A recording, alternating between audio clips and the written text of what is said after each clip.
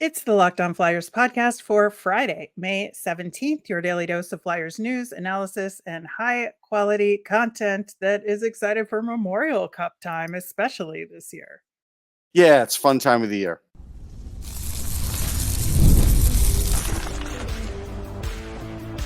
You're Locked On Flyers, your daily podcast on the Philadelphia Flyers, part of the Locked On Podcast Network, your team every day.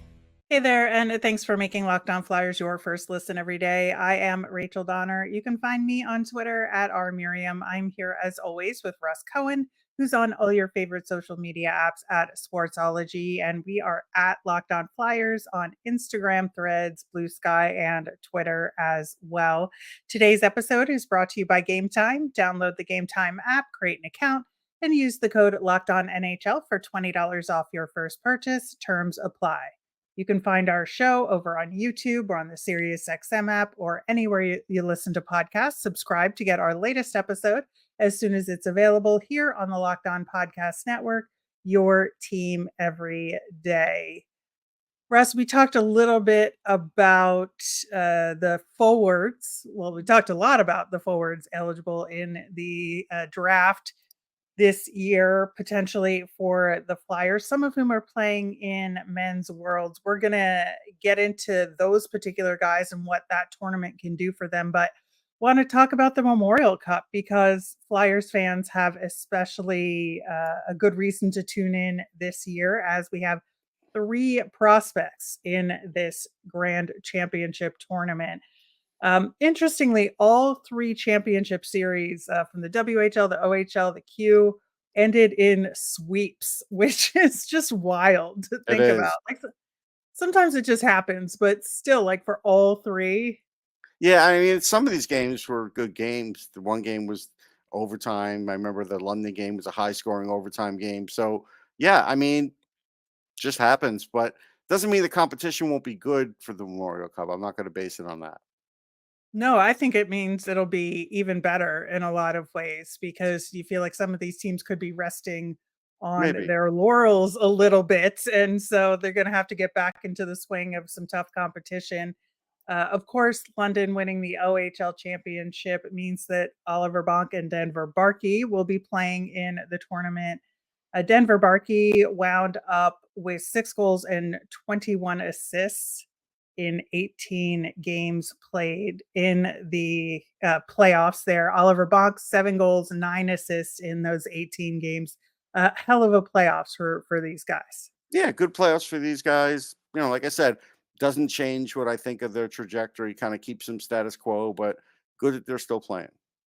Yeah, I think one of the things that's good for our London guys is that you look at that London team, and I think the main focus was on Easton Cowan Mm-hmm. in that tournament, who's a Leafs prospect. So of course everybody's going nuts for him up there, as well they should. But I think it kind of, in some ways, took the pressure off Bonk and Barkey a little bit in terms of that spotlight, and they just went out and did their things and had successful playoffs. Yeah, I mean, but again, London's an all-star team, and we have to point that Yeah. out. And if they win the Memorial Cup, nobody's going to be surprised. And No. you have to be careful though. Like I said, you know, again, there have been some great players that have played for London, and they're not all Patrick Kane. No, that is absolutely true. Drummondville won the Q championship, and Alexis Gendron is on that team, as we've mentioned. 11 goals and 8 assists in 15 games played in that playoffs. And so it's good to see another Flyers prospect in the Mem Cup. Yeah, if this helps spark him to better training over the summer, that's great. I don't think this means he's better and can make the Phantoms next year. I think he has to prove that. But you know, it's good that he's playing. Yeah, I think so. I think this will be a good opportunity for him to get some additional eyes on him. I think it'll be good to have this kind of pressure, to be honest. I Yeah. think that, especially, the way we've talked about the Q as a developmental league and it has its, pros and cons there, to be in competition with the quote unquote better junior teams and see what he can do. I think will be really good for him just as a good end of season test. And again, good to have some extra eyes on him in a pressure situation. It is. It is. I mean, hopefully all this will do some extra good. But as I've said, the Q isn't great. Even if he does well in the Mem Cup, he still has more to prove. Uh, he just Yeah. couldn't find a spot in the AHL. And look, there's a lot of times there's a massive jump between getting from juniors just to be a regular AHLer, not NHLer. Well, we'll see how that goes for him in the Memorial Cup and heading into next season. Of course, we'll be talking about it. Moose Jaw won the WHL championship over the Portland Winterhawks. Carter Sutherland, Flyers prospect, is on that Portland Winterhawks team, but he didn't play in that final because he was injured in the previous series. But bummer for his team. But again, I think the Memorial Cup should be a lot of fun.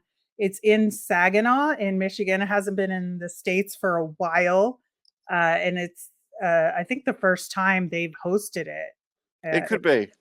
Read correctly. And, I thought about going, but I just couldn't fit it in the schedule. I've been to like 3 or 4 others. I think it's that London beat Saginaw on its path to winning the OHL championship. So there might be a revenge factor. There could be a very big revenge factor at play. It's taking place from May 23rd to June 2nd, and you can watch it on NHL Network if you so desire. I know I will be doing that as well. Checking in on some of the draft eligible prospects that we talked about yesterday who are playing in Men's Worlds. Just talk about how this tournament may or may not affect their rankings. Well, it gives everybody another look. And years ago, I feel like some players would just get signed from this tournament into the NHL, like Matt Zuccarello. Hey, we don't really know about this guy. Look at this little guy. All right, we'll sign him. And he turns into something. Now, I would say within the last 5 years, all of a sudden there's players to scout. And it gives the scouts an extra couple weeks to look at some of these guys, especially guys that are on the fence about. So I think it's become more important than it used to be for that. And it's kind of interesting that it's not a prospect tournament, but there's some prospects that play in this tournament. And the ones that do, you do have to kind of pay attention to. So, that's something that's changed over the years. And I like the change because it gives you that extra look. Yeah, one of the guys we talked about yesterday who's playing in the tournament was Michael Brensik Nygaard, who's playing for Norway. I don't know that his ranking in particular is going to be affected by the tournament, just given Norway's place in the hockey world. But could he make an extra name for himself here? Yeah, he could, because again, I think he has 2 points in 4 games, something like that. And when you look at that, you say, now he's going up against, some men. And granted, it's not the all-star team of all-star teams, but they're still professional hockey players that he wouldn't normally get the chance to match up against. And he's holding his own. So I think now he is solidifying like whatever spot that's going to be in the first round. So I do think it's really helped him. I do. And who else do you think is worth keeping an extra eye on in this tournament? So let's talk about Stian Solberg, another good young player with Norway.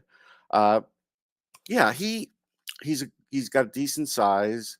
He is a defenseman that I think plays the game hard. If you look at his puck battles won for the regular season, it was 52% according to Huddle.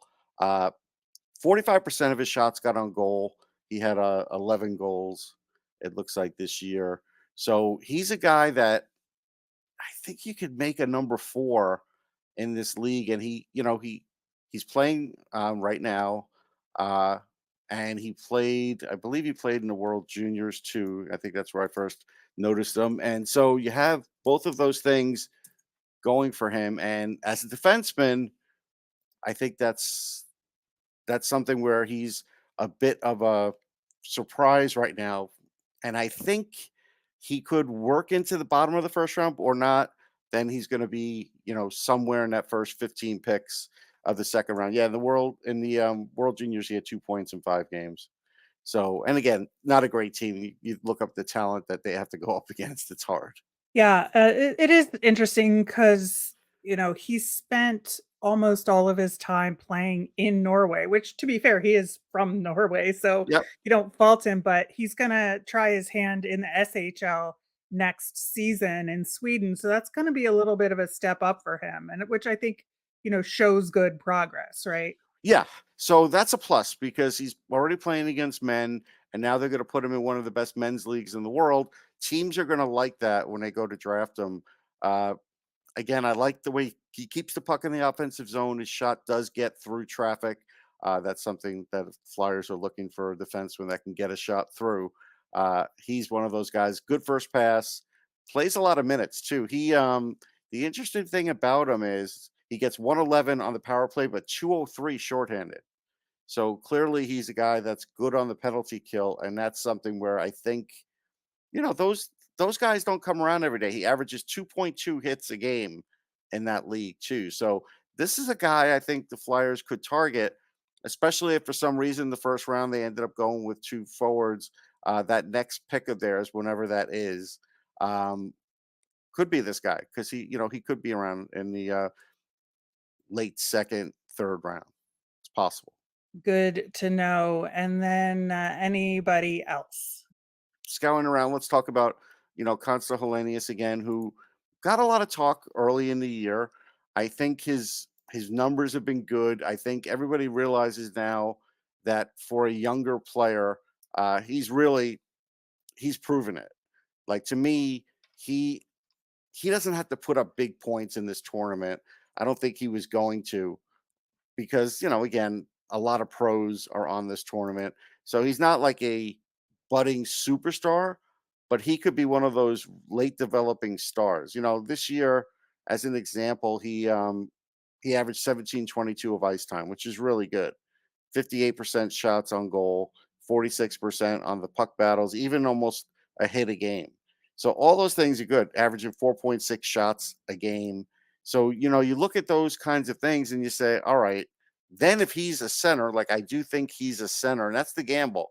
If he's a center, then that's where he ends up going earlier than the Flyers could take him. But if teams don't think he's a center, then he'll drop a little bit, but I still don't think he's going to drop to 12. I really don't feel like that's a possibility, but he is going to be a fun guy to watch because he's really got a lot of tools in the toolbox. I really do like him a lot, and even on faceoffs, 51%. And again, the other thing that's nice about him is 18 November birth date, so there's a little extra runway with him. Right, right. Well, definitely, someone I've been interested since you first brought him up earlier in the season, so we'll be keeping an eye on him for sure. Earlier this week, way back on Monday, we talked about the Philadelphia Flyers salary cap situation and kind of what the roadmap was going into this offseason. And we asked you what your concerns were about the Flyers cap situation. We're going to get into your poll results coming up next. Buying tickets to your favorite events like the NHL and NBA playoffs shouldn't be stressful. Game Time is the fast and easy way to buy tickets for all the sports, music, comedy, and theater near you. Game Time is an authorized ticket marketplace of the NBA, which makes getting playoff tickets even faster and easier. Prices on the Game Time app actually go down the closer it gets to tip off. With killer last minute deals, all in pricing, views from your seat, and their lowest price guarantee, Game Time takes the guesswork out of buying those coveted NBA playoff seats. My favorite part of the Game Time app is that it's great for getting notified about those last minute flash deals. They let you save even more with zone deals, where you pick a section and let Game Time choose the seat. And with their all in pricing, there's no surprise fees at checkout. Also, your tickets are sent directly to your phone, so you never have to dig through email. Take the guesswork out of buying tickets with Game Time. Download the Game Time app, create an account, and use the code LOCKEDONNHL for $20 off your first purchase. Terms apply. Again, create an account and redeem with the code LOCKEDONNHL for $20 off. Download Game Time today. Last minute tickets, lowest price guaranteed. Next week on the show, we're going to have some more end of season player profiles, including defenseman Cam York, who made some significant progress this past season. We're going to do a big picture phantom season in review. We're going to look at the draft eligible prospects from the U.S. National Team Development Program and so much more. We did ask you about the Flyers salary cap and which Flyers player's salary are you most concerned about relative to the cap for next season. Your options were Sean Couturier, Ivan Fedotov, Cam Atkinson, Cal Peterson, and Rasmus Ristolainen. And I have to say, like, I'm genuinely surprised at the results here a little bit. Uh, The Go ahead. with the number one, I mean, it was very close, but the top vote getter was Sean Couturier with 37% of the vote. And I did not, I expected him to be maybe top 3 of these results, but not the most. Okay, I think that's fair. Uh, I think, and again, I think this has a lot to do with the way the coach painted the picture at the end of the season. Don't think that doesn't affect how people view it, because the coach is basically telling you, look, he could have done more. I wanted more. He wasn't doing well, so that's why I put him where he put him. And then I don't think Couturier's quote when he, um, thought he was doing fine sat well either. Even if he felt like he was, just because he wasn't really proving it on the ice, he may have been proving it to himself like, hey, I could still play this game and I could still get a little better coming off an injury. But I think those two things are factors into what people were thinking. Yeah. And I guess, when you think about when this contract was signed, it was a Chuck Fletcher contract. It was 8 years and, you 7.75 million at the time seemed like a good contract. And based Yeah, on there was no way to say it was bad. He was trending up. He was no, a Selkie guy. Like it was all good. right. So I don't think like you can really fault the contract to begin with. I No. mean, the injury was, it's something that happens and it's unfortunate that it happened to him. Especially being like your 1C, you certainly don't want that to, you know, want that to happen. But I do think, there is concern there because it is a long-term deal. And if you're not using him as a 1C on the team, it does, like, from a perception standpoint, make you wonder about the value of the contract. But I just, given everything we know about this guy and who he was when the deal was signed and how much other teams pay for a 1C, I just don't see the downside here. Yeah, I just feel like the usage hurt his season. And I Yeah. think we would have seen better results had the usage been better. And I almost kind of wish, and this doesn't have to be someone in house either, by the way, but this might be something that the coach would frown upon. I wouldn't mind if Couturier, consulted with like a rehab specialist or whatever every, 3, 4 weeks to kind of see where he's at daily. Hey, Sean, how do you feel this? What is this like? How does it, and then, if he has to go up to the coach and say, yeah, I spoke to what's his name and, or her, and yeah, they felt like I should play 5 on, 1 off or 6 on, 1 off, then you do that. And I just Right. feel like that's what they should do for next season and should have done it for this year. And I think that did hurt what he could have done because I think he could have done more, but he couldn't have done more with the way he was used. I'm certain of that. Yeah, absolutely. The number 2 vote getter, who I expected to be the number 1 vote getter, with Cam Atkinson at 34%. And yeah, it is very clear that he just was not creating any value. At least Sean Couturier created value for this team. Yeah, just him being on the ice, he still has Yeah, defensive merit. He's still good on the faceoffs. When it was a shootout situation, he was great. So he still had that. Atkinson, started out like a house on fire and just trickled out. And when it trickled out, there was just nothing else that he was doing out there that was valuable. yeah, and I guess there's also, like, the way the question was worded. I did say which is the cap you're worried about for next season. And to me, Atkinson is the biggest worry for the Yeah, cap 5.8. next season. Yeah, If you're thinking long term, sure, the Couturier deal might weigh right. on you, but I'm saying for next season. And so that's why, to me, Atkinson was by far the choice to make here. But If it's they do close. end She up might have had one guy hit Couturier like 10 times just to throw the thing off. No, I'm kidding. I'm kidding. maybe, maybe. The cap hit, if they buy out Cam Atkinson, it's 2.358 million in year one, 1.758 million in year two. So it's not nothing. No, but I would do it because it would create a spot. And so like it's saving me what 3.2, right? So saving me that No, it's 3. saving 1.578 over the life, No, but over the life. But what it, you are saving 3.5 in the first year. correct. That's what I was trying to figure out. So in that year, that's kind of important because I could put two younger players in that in a spot in that lineup.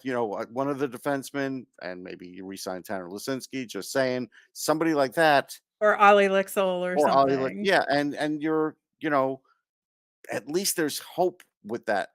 You bring back Cam, you're just the hope is dwindling. Yeah. No, that's absolutely fair. I think it's just, something more to add to the dead cap list.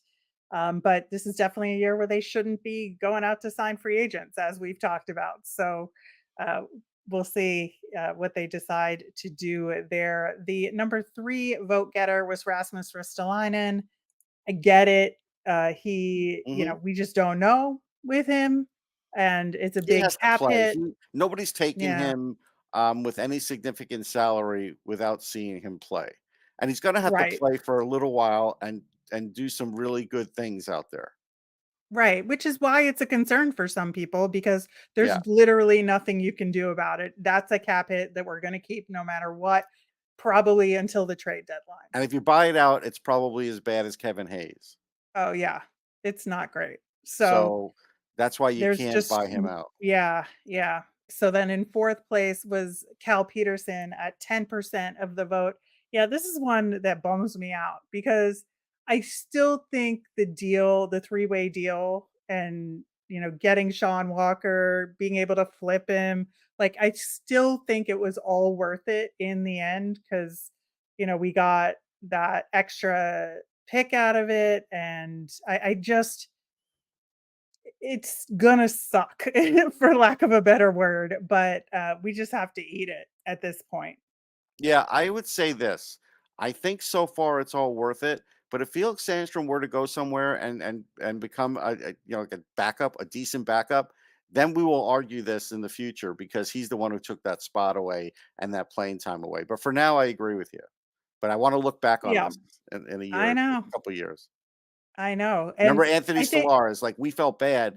He was not getting the playing time, wasn't getting the. And this is all on Chuck Fletcher's regime, not getting the playing time, and you let him go, and he's been a really good backup ever since. Really good. yeah, well, and then you have Alex Lyon, the history Yeah, continues. yeah, But I do think that if Alexei Kolosov did not exist, like the Flyers did not have that goaltender in the system, I don't think it would be as big of an issue because you can keep Sandstrom at that point, and Cal Peterson is just your second goalie in Lehigh, right. and But then it's again, fine. But it isn't. Like, we do have right, Alexei Kolosov, right, so and actually, and the next guy you're going to talk about um, with Fedotov, this is the problem with this. The problem with Fedotov is everybody was pretty much resigned to the fact that okay, he's just not going to be here, and I didn't hear anybody complaining about it anymore since they thought Kolosov had a good future and Urson looked pretty good. But then all of a sudden, you find out they signed Fedotov, and he comes in and he doesn't light the world on fire.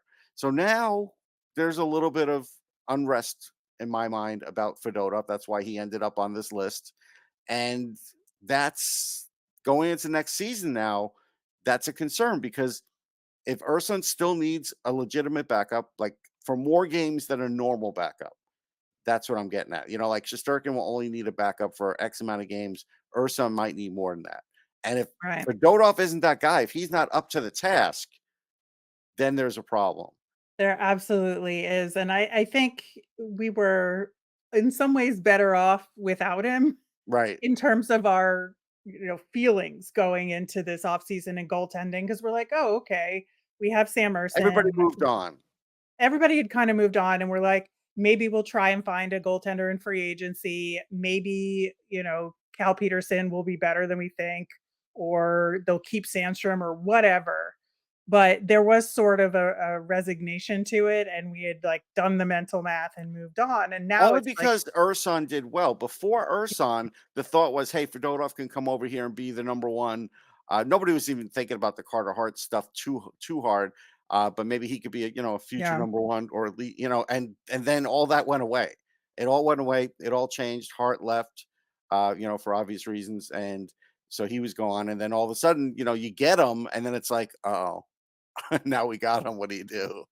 And it could be that, like, right. we don't know. Yeah. I mean, this could go great. So, It could.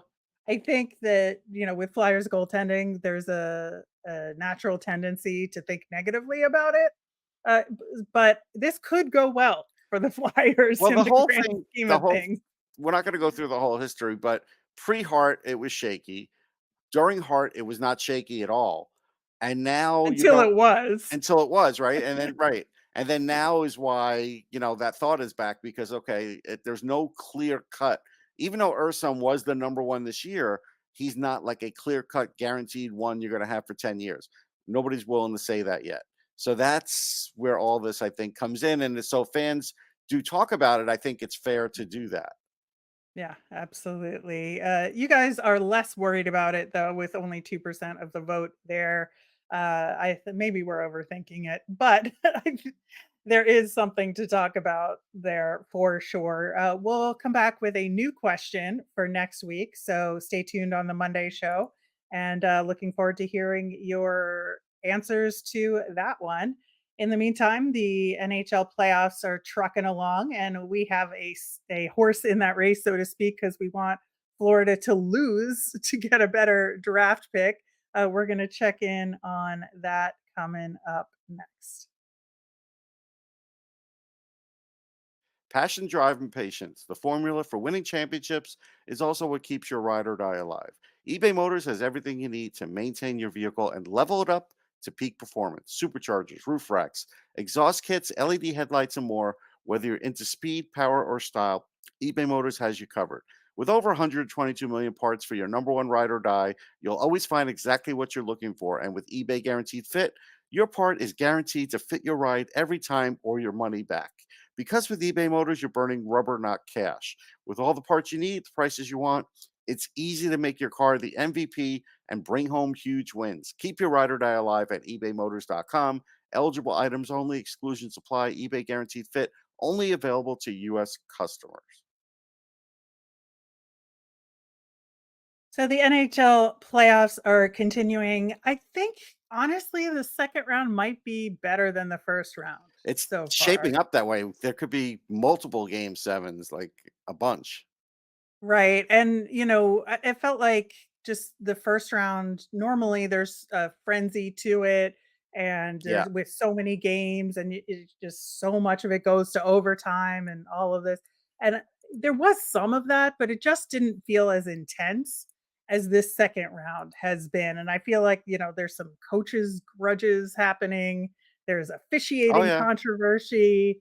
There's injuries. It is wild. Like, You got I Jim really Montgomery miming stuff I on the know. bench, like what's happening.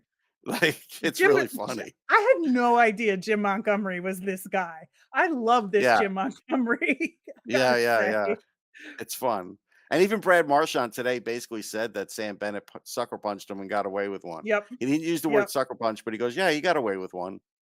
I So, I mean, it's mean, not it's just a like lot of stuff, man. he's one to know what that would be, Oh, so yeah. I trust his opinion on that matter. Yeah. But yeah, I think, prior to last night's games, we're recording this before the Thursday night games, but 3 of the 4 series are that 3 games to 2. Yeah. And that's pretty close. Florida up 3-2 on Boston, who pulled out game 5 and got a win. I still feel like Florida's going to win this Me series, too. but I wouldn't I don't know. I just feel like the sort of edgy grudge side of Boston could be a factor here. It could, but they're going to make it harder. But yeah, I'm not sure. Yeah, I don't know. I mean, again, Boston sports has failed me on every side of every story, whether they win when they shouldn't or they lose when they shouldn't. That is my personal history with Boston I sports, mean, my personal including history is not bad considering 1986. Other than that, it's been oh lousy. So yeah, yeah. I can't complain as much, but I can from the Patriots side versus the Jets. So Well, and even like Boston in the PWHL, yeah. like, come on.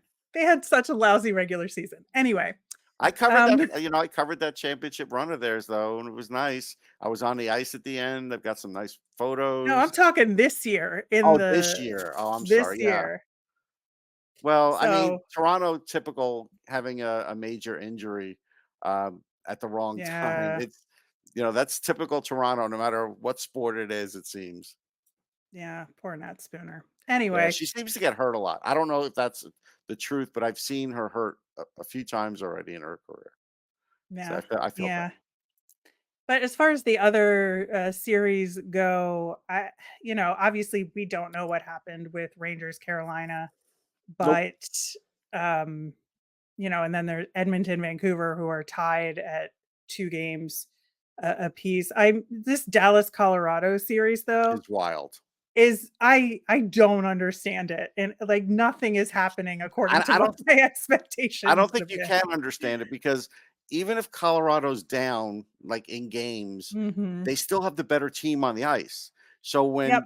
if you get the better performance, and it doesn't always happen, right? But if you get these major performances from McCarr and McKinnon, just those two alone, you're going to be okay. Yep. And they did. And so, they're still in it, but Dallas is still up 3 games to 2. It'll be exciting to see what happens in the next game tonight for that series. Florida Boston is also tonight. Can't believe I'm rooting for the Bruins, but here we are. And we'll have to go from there. Okay, I agree. All right, just another quick note. Connor Ingram was awarded the Masterton Trophy, well deserved, and I think that he'll be a good presence in Utah. I think as that team tries to get I agree. its footing. He's a solid guy. All right, that will do it for today's show. We'll be back on Monday with our nemesis of the week, a new poll question, like I mentioned, and so much more. As a reminder, we always want to hear from you. If you've got mailbag questions, a draft eligible prospect you want us to cover, a Flyers player you want us to do a deep dive on, let us know via Twitter at Locked On Flyers. You can email us at lockedonflyers@gmail or comment over on YouTube. I'm Rachel. I'm on Twitter at rmiriam. That's RMIRIAM. I'm Russ. I'm at Sportsology, SPORTSOLOGY. Locked On has launched the first ever national sports 24/7 streaming channel on YouTube that's also available on Amazon Fire TV in the free Fire TV channels app. Locked On Sports Today is here for you 24/7, covering top sports stories of the day with local experts of Locked On, plus national shows covering every league. Find Locked On Sports Today available on the free Fire TV channels app.